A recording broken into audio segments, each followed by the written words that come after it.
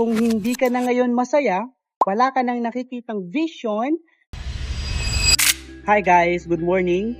This is our day 2 dito sa Kuala Lumpur, Malaysia. And kakatapos lang po namin mag-breakfast. So anyway guys, in this video, meron lang po akong gustong i-share sa inyo na napakasarap talaga sa pakiramdam na, alam mo yon, na binibigyan ka ng service or pinagsisilbihan ka ng mga taga-ibang lahi. Bakit? Kasi ako po way back 10 years ago, nung wala pa po ako sa industriya na ginagawa ko, na-experience ko po na magbigay ng service at the same time, pagsilbihan po yung mga taga-ibang lahi.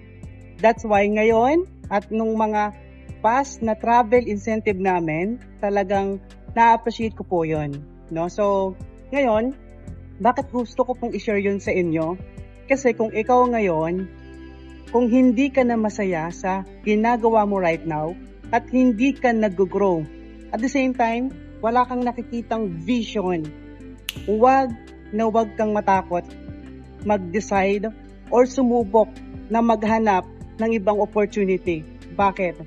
Kasi kung ako po, natakot ako mag-decide, matakot ako mag-try way back 9 years ago, siguro po, hindi ko na-experience kung ano yung buhay na ginagawa ko po ngayon o na-experience ko.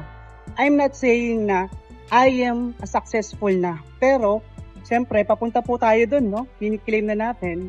Pero sa lahat ng mga experience ko, sa 9 years na ginagawa ko po itong industry na to, sobrang thankful po ako na marami ko po na hindi ko po lubos maisip na makukuha ko sa industriya na ginagawa ko ngayon.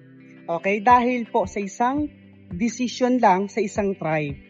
Kaya ikaw ngayon na mapapanood mo tong video, this is a sign, o ito na yung sign na huwag kang matakot, huwag kang mag-decide na sumubok ng ibang opportunity.